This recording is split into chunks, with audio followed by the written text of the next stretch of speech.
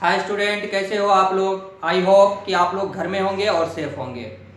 तो आइए आज का शुरू करते हैं आज का क्लास। आज का अपना टॉपिक है सिंगल फेज इंडक्शन मोटर।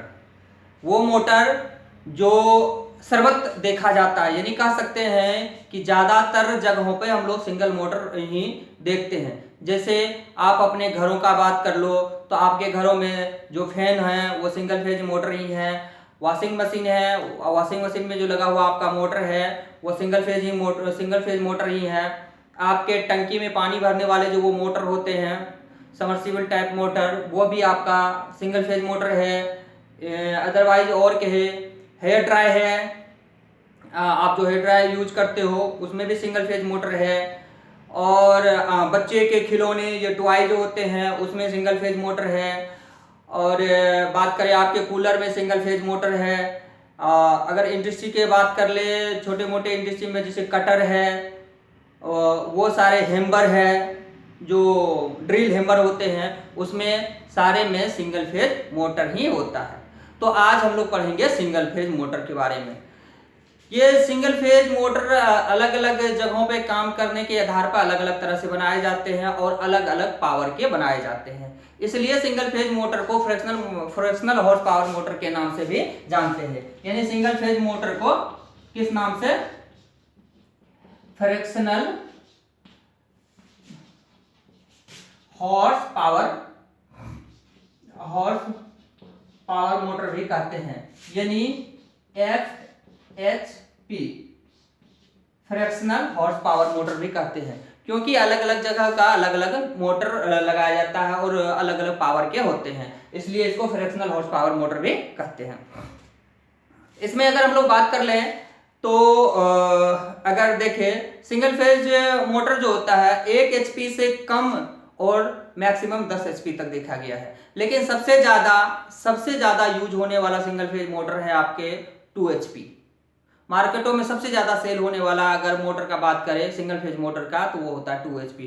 ऐसे फैन तो सबसे ज्यादा यूज हो जाता है। अदर जो मोटर का सिर्फ मोटर बात करें तो सबसे ज्यादा 2 HP का मोटर मार्केटों में सेल होता है। ऐसे आपके सिंगल फेज मोटर तो फैन भी है, वॉशिंग मशीन में, कूलर में जो पानी वाली मोटर होते हैं, बहुत छोटे से मोटर होते हैं, पंप जिसको बोलते हैं, वो मोटर, ये सारे मोटर होते हैं। इसमें देखा गया है यदि 1 HP से कम भी होता है, 10 HP तक के मोटर सिंगल फेज मोटर बनाया जाता है। लेकिन इससे छोटे मोटर भी बनाया जाता है। ऐसा नहीं कि 1 HP से 10 HP तक बनाया जाता है। जैसे आप बात कर ले खिलौने का, बात कर लो आप वो पंप का, इसमें लगा हुआ जो आपके वॉशिंग मशीन है उसमें लगा हुआ हो, या रेफ्रिजरेटर में जो लगा हुआ मोटर होते हैं, वो सब बहुत छोटे छोटे मोटर होते हैं। तो वो मोटर बहुत ही कम पावर का मोटर होता है। ऐसा नहीं कि वो मोटर बड़ा सा मोटर है उसको लगा दिया गया, क्योंकि आपने देखा होगा टॉय में जो लगा हुआ मोटर होता है बहुत छोटा सा मोटर होता है, बहुत ही छोटा मोटर होता है। तो इस तरह से हम लोग कह सकते हैं कि 1/8 HP से लेकर के 3/4 HP तक का मोटर होता है, जो आपका यूज होता है किसमें? वॉशिंग मशीन वगैरह में, वॉशिंग मशीन, रेफ्रिजरेटर, पंप में, वॉशिंग मशीन में, रेफ्रिजरेटर में जो यूज होता है वो मोटर 1/8 HP to 3/4 HP तक का मोटर आता है। जैसे आपका खिलौना में यूज होने वाला या आपके जो हेयर ड्राई वगैरह है उसमें जो यूज होने वाला मोटर होता है वो मोटर आ जाता है आपका 1/300 HP से। बहुत ही छोटा मोटर होता है, आपने देखा होगा बहुत छोटा मोटर होता है। 1/20 HP तक का मोटर लगाया जाता है। यानी अलग अलग जगह का अलग अलग हॉर्स पावर का मोटर अलग अलग जगह सिंगल फेज यूज किया जाता है, इसलिए इस मोटर को कहा जाता है क्या? Fractional horse power motor. तो फ्रैक्शनल हॉर्स पावर मोटर क्या है? वो सिंगल फेज मोटर अलग अलग जगह बनाया जाता है, इसलिए। अब देखो ये इसका अगर बात करें कि ये मोटर जो है ये सिंगल फेज क्या मतलब 3 फेज से किस तरह से भिन्न है, तो अगर बनावट में देखें तो कोई ज्यादा आपको डिफरेंस नहीं दिखाई पड़ेगा, वो 3 फेज हो या सिंगल फेज हो। बस यही होता है कि 3 फेज का, अगर ये स्टेटर मान लो ये 3 फेज का स्टेटर है तो इसमें क्या करते हैं? 3 फेज सप्लाई देते हैं, क्या करते हैं? और इसमें जो वाइंडिंग किया होता है वो 3 फेज वाइंडिंग होता है। और सिंगल फेज में नाम है सिंगल, तो बस इसमें सिंगल फेज देते हैं। एक न्यूट्रल बात कर लेते हैं, वन सिंगल फेज देते हैं और इसमें वाइंडिंग जो होता है सिंगल फेज का वाइंडिंग होता है इसमें, और इसमें किसका, थ्री फेज का वाइंडिंग होता है। बस डिफरेंस यही है। लेकिन अगर वर्किंग का बात कर ले, वर्किंग प्रिंसिपल का बात कर ले, तो वो थोड़ा सा डिफरेंस है। क्योंकि जब हम थ्री फेज इंडक्शन मोटर पढ़ रहे थे तो इसमें पढ़े थे कि इसमें जो मैग्नेटिक फील्ड बनता है वो रोटेशनल मैग्नेटिक फील्ड बनता है। क्योंकि हम लोग देखे थे ना, इस तरह से मैग्नेटिक फील्ड बन रहा था, इस तरह से रोटेशनल मैग्नेटिक फील्ड जो इस तरह से रोटेट होते हुए प्रतीत होता था। यानी इसलिए इसको हम क्या कहते थे, पहले आर फेज, फिर वाई फेज, फिर बी फेज। तो हम लोग देखते थे पहले आर पे आया, आर मैक्सिमम यानी पीक वैल्यू पे गया, फिर वाई गया, फिर बी गया। तो इस तरह से क्या होता था, रोटेटिंग सा महसूस होता था, ऐसा फील होता था कि ये क्या हो रहा है, रोटेट हो रहा है। लेकिन इसमें जो है, इसमें रोटेटिंग मैग्नेटिक फील्ड नहीं जनरेट होता है, इसमें रोटेटिंग मैग्नेटिक फील्ड जनरेट नहीं होता है। अल्टरनेटिव मैग्नेटिक फील्ड हम लोग कह सकते हैं, या पल्सेटिंग मैग्नेटिक फील्ड भी कह सकते हैं इसको। क्या, पल्सेटिंग फील्ड भी कह सकते हैं। इसमें क्या होता है, जनरेट होता है पल्सेटिंग। इसमें क्या होता था, तो इसमें होता था रोटेटिंग मैग्नेटिक फील्ड। किस तरह का, मैग्नेटिक फील्ड, इसमें रोटेटिंग मैग्नेटिक फील्ड जनरेट होता था थ्री फेज में। लेकिन सिंगल फेज में क्या है, पल्सेटिंग फील्ड कह सकते हैं, या इसको हम लोग कह सकते हैं अल्टरनेटिव फील्ड। हम अभी आपको दिखाएंगे कैसे। इसलिए ये रोटेटिंग मैग्नेटिक फील्ड इसमें जनरेट होता था, इसलिए ये सेल्फ स्टार्टिंग था। क्या था, सेल्फ स्टार्टिंग था ये। लेकिन ये सेल्फ स्टार्टिंग नहीं है, ये नॉन सेल्फ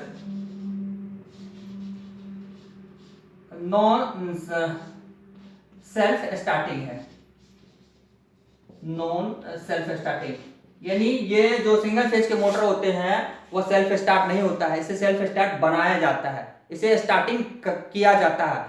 टॉर्क इसमें एक्स्ट्रा टॉर्क जनरेट करने के लिए इसमें कुछ अलग से दिया जाता है। लेकिन ये जो होता है ये सेल्फ स्टार्टिंग होता है। ये डिफरेंस है आपको इसमें और इसमें रोटेटिंग मैग्नेटिक फील्ड होता है, इसमें पल्सेटिंग होता है। ये सेल्फ स्टार्टिंग होता है, ये सेल्फ स्टार्टिंग नहीं होता है। तो आइए सीधा हम बात करते हैं कि ये अगर ये रोटेटिंग मैग्नेटिक फील्ड इसमें क्यों नहीं होता है और ये सेल्फ स्टार्टिंग क्यों नहीं होता है, इन पर आज हम क्या करेंगे, चर्चा करेंगे। सबसे पहले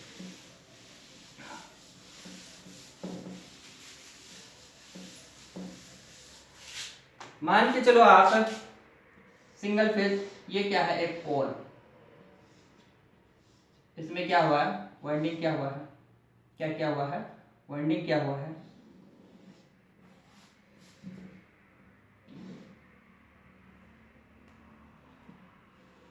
ये है आपका क्या, रोटर। क्या है, रोटर। ये आ गया आपका क्या, बीच का शाफ्ट। एक पोल जब उधर है तो एक पोल तो इधर भी होगा, एक पोल आपका ये आ गया। इसमें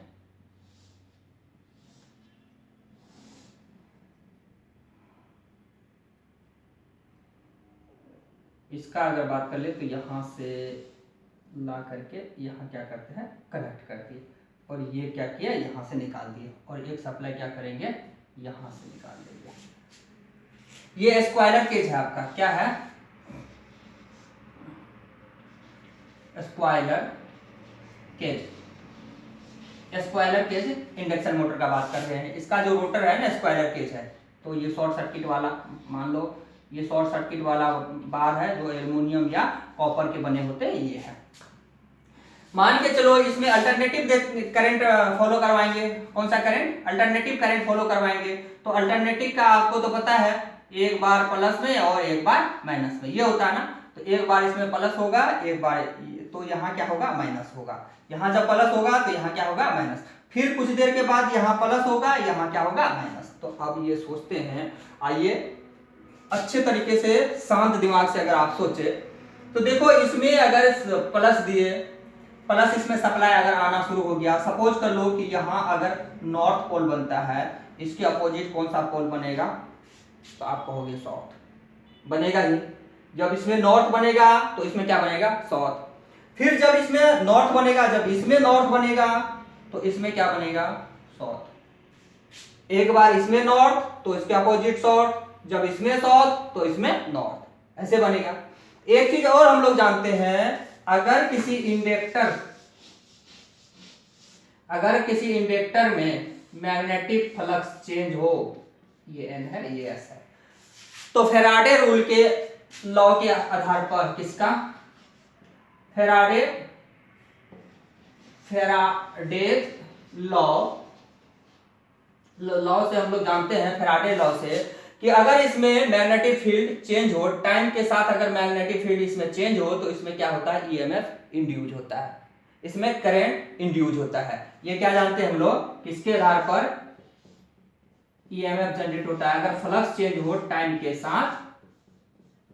साथ, तो फैराडे लॉ क्या कहता है, इसमें ईएमएफ इंड्यूस होगा। अब देखो, जब यहां एन पोल बनेगा तो मैग्नेटिक फील्ड ऐसे चलेगा, जितना टाइम तक यहाँ नॉर्थ पोल रहेगा तो मैग्नेटिक फील्ड ऐसे चलेगा, तो इसमें क्या होगा, यहाँ नॉर्थ फ्लक्स के तरफ यहां आएगा, तो यहां भी क्या होगा, एक नॉर्थ जनरेट हो जाएगा। क्यों, ये लेंज लॉ के आधार पर हम लोग जानते हैं कि जब इससे करंट फॉलो करते हैं तो इसका अपोजिट क्या होता है, इसका काउंटर करंट इसमें बनता है। क्या होता है, काउंटर करंट। जितना करंट इससे फॉलो, मेन करंट का अपोजिट करने वाला ये काउंटर करंट बनता है, यानी जिसलिए हम लोग क्या करते हैं, यहाँ माइनस का चिन्ह लगाते हैं लेंज लॉ के आधार पर। तो इसमें क्या होगा, जब यहाँ एन से इधर से मैग्नेटिक फ्लक्स इस तरह से चेंज होगा, तो यहां भी क्या बन जाएगा, एन। जब यहां एस है, कुछ देर के लिए इसको साफ कर लेते हैं, तो यहां भी क्या बनेगा, एस। तो एन एन को क्या करेगा, रिपल करेगा, एस एस को क्या करेगा, रिपल करेगा। तो ये घूमेगा किधर, एन एन को और एस एस को क्या कर रहा है, रिपल कर रहा है, घूम तो रहा नहीं है। तो इसलिए आप देखते हैं क्या कि इनिशिया की तरह ये क्या होता है, इस तरह से क्या कर सकते हैं, ये किधर, इधर से एन ये एन एन को क्या कर रहा है, रिपेल कर रहा है, एन एन को क्या कर रहा है, रिपेल कर रहा है। यहां एस बन गया, इसमें ये रोटर में एस बना, क्योंकि इधर से एस है तो एस बनेगा, इधर से एन है तो क्या बनेगा, एन। तो एस एस का ये मेन पोल और ये रोटर का, स्टेटर का पोल और ये रोटर का पोल, दोनों क्या कर रहा है, दोनों रिपल कर रहा है एक दूसरे को। एन एन दोनों क्या कर रहा है, रिपल कर रहा है एक दूसरे को, ये भी रिपल कर रहा है, एक दूसरे को ये भी रिपल कर रहे। तो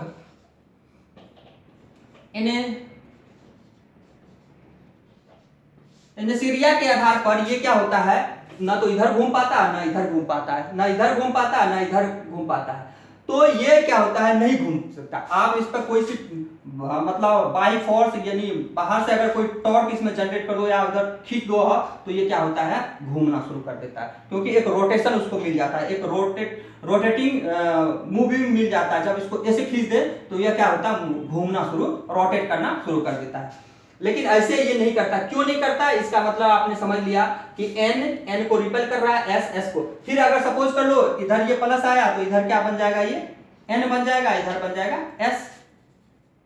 फिर इधर क्या हो जाएगा, एस, इधर बन जाएगा एस। एस एस को रिपेल करता है, एन एन को रिपेल करता है, तो ये किधर घूमेगा, ये कहीं नहीं घूमता है, ये ना तो इधर घूम पाता है ना इधर घूम पाता है। इसलिए हम लोग कह सकते हैं कि ये सेल्फ स्टार्टिंग नहीं है। तो हम लोग अभी इस तरह से देखें, लेकिन हम लोग इसको मैथमेटिकल रूल से भी आइए जानते हैं कि मैथमेटिकल रूल से इसको कैसे समझा देखते हैं। इसमें तो इस तरह से इसको यहां बना दिए, ये एन ये एस आइए, इसको एक पोल इधर बना दिए, बाकी बनाने की ज्यादा जरूरत नहीं है। शायद एक ये सपोज कर लो आप यहां बना दिए, एक दूसरा यहां भी बनता, ये इसका क्या है, शाफ्ट है बीच। इसमें सपोज करते हैं हम अल्टरनेटिव करंट दे रहे हैं, तो पीक वैल्यू देना होगा, तो cos I not cos omega T supply क्या करते हैं, करंट दे रहे हैं। करंट क्या है, करंट है आई नॉट कॉस ओमेगा टी। तो इसमें जब ये करंट, यानी हम लोग कह सकते हैं कि इसको जब स्टेटर को सिंगल फेज सोर्स से कनेक्ट करेंगे, तो इसमें इस वाइंडिंग में कितना एमएमएफ इंड्यूज होगा। तो इसमें इंड्यूज टोटल फोर्स में अगर बात करें, टोटल फोर्स का अगर बात करें कि कितना इसमें इंड्यूज होगा, इसमें अगर सिंगल फेज सोर्स से अगर हम स्टेटर को कनेक्ट करेंगे तो इस वाइंडिंग में दिस वाइंडिंग, तो दिस वाइंडिंग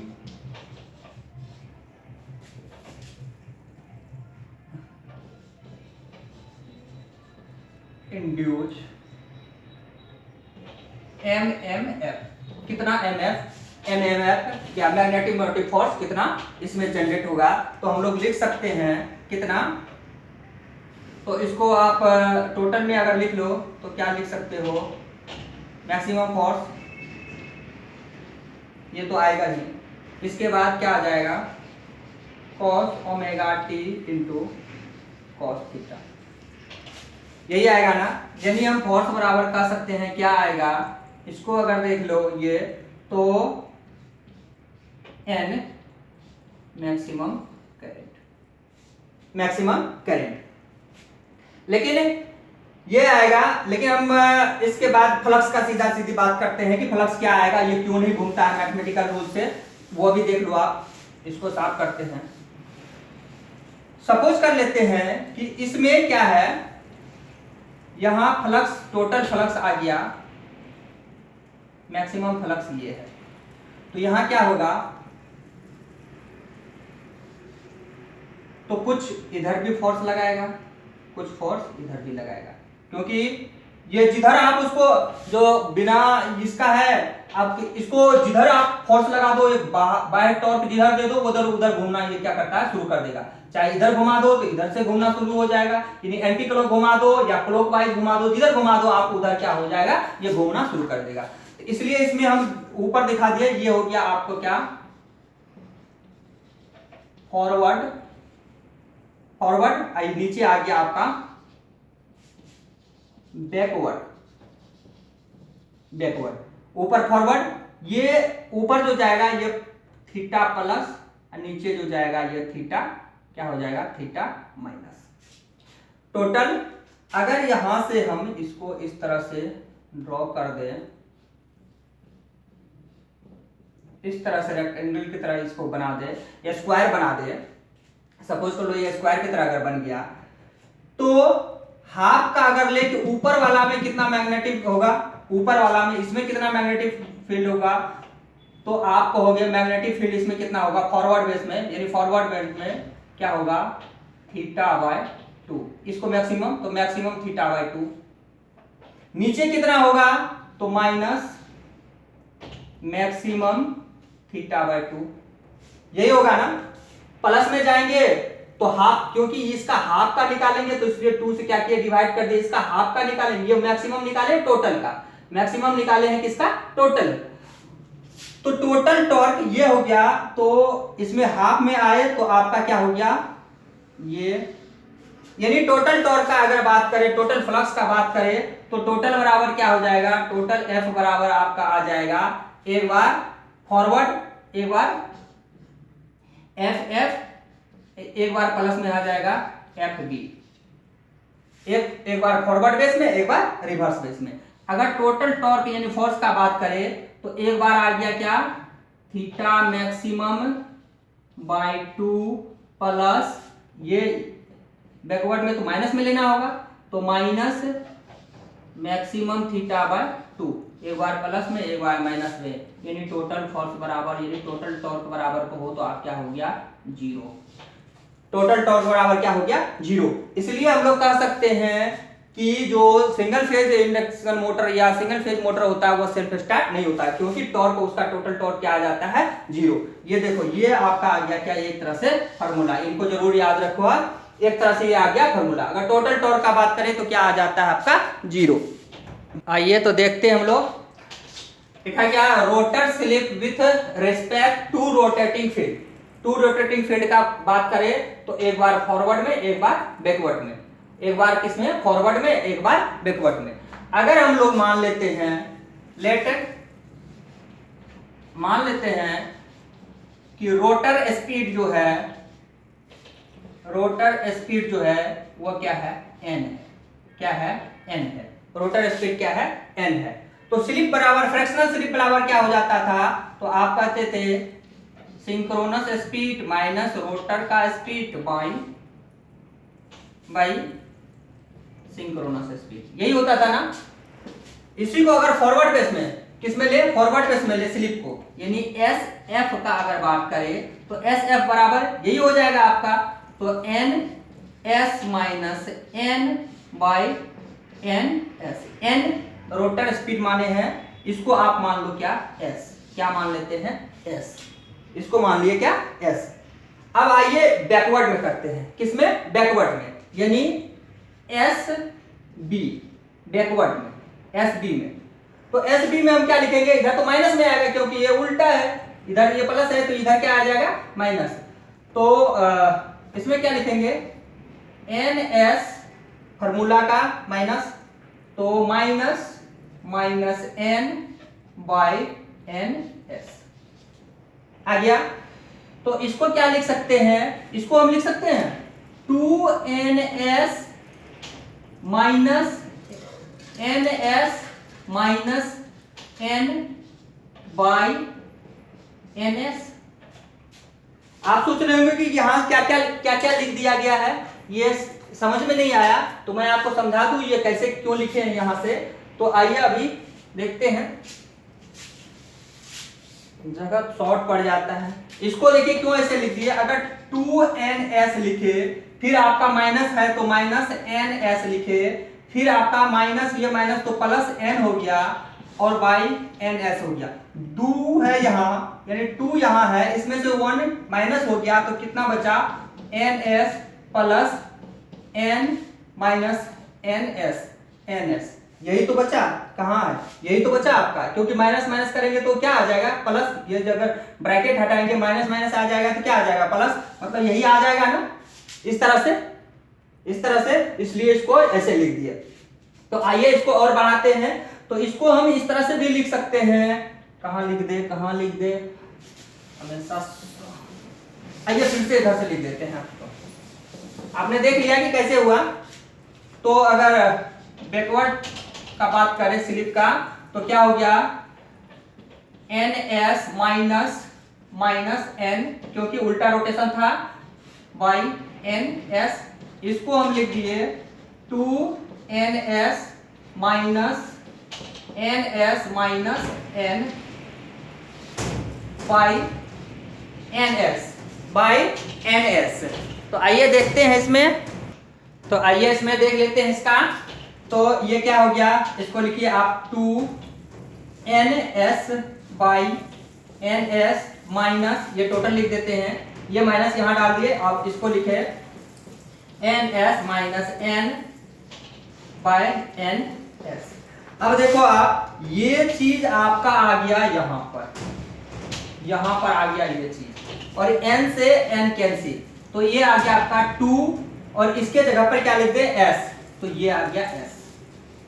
अब देखो, अगर हम बैकवर्ड का बात करें स्लिप का, बैकवर्ड स्लिप का बात करें तो 2 माइनस s आता है, तो फॉरवर्ड का स्लिप क्या आता है, s। इसको ये जब s आता है तो ये कितना आता है, 2 माइनस s। यानी अगर हम मान ले, इसको थोड़ी सी साफ कर लेते हैं, अगर हम मान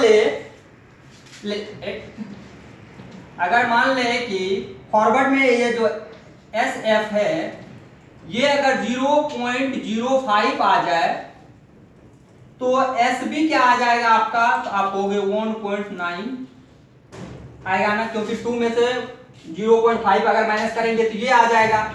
तो अगर s f by s b लिखा जाए तो क्या आ जाएगा, 0.05 बाय 1.95, यानी दोनों को अगर ये कर लेते तो 1 और ये 39, ये आ जाएगा आपका। जबकि स्लिप कितना होना चाहिए, स्लिप होनी चाहिए आपका 1, स्लिप कितनी होनी चाहिए, 1। जब रोटर 0 हो, रोटेटिंग 0 हो स्टार्टिंग में, तो स्लिप होनी चाहिए 1, क्योंकि 3 फेज में हम लोग पढ़ रहे थे कि स्लिप अगर 1 हो तो उस टाइम में क्या होता है, रोटर रुका हुआ होता है, यहाँ स्लिप 1 होता ही नहीं है। इसमें देखा आपने, स्लिप 1 नहीं होता है, यानी स्लिप s बराबर क्या होना चाहिए, एफ होनी चाहिए बराबर प्लस में एस बी होना चाहिए, एस बी बराबर 1 होनी चाहिए। फिर ये क्या करेगा, इस तरह से वर्क करेगा, यानी खुद सेल्फ स्टार्ट होगा। तो स्टूडेंट कैसा लगा आज का क्लास? अगर आप लोगों को ये चैनल पर पढ़ाई अच्छा लग रहा हो तो कृपया कमेंट जरूर करें। Thank you so much.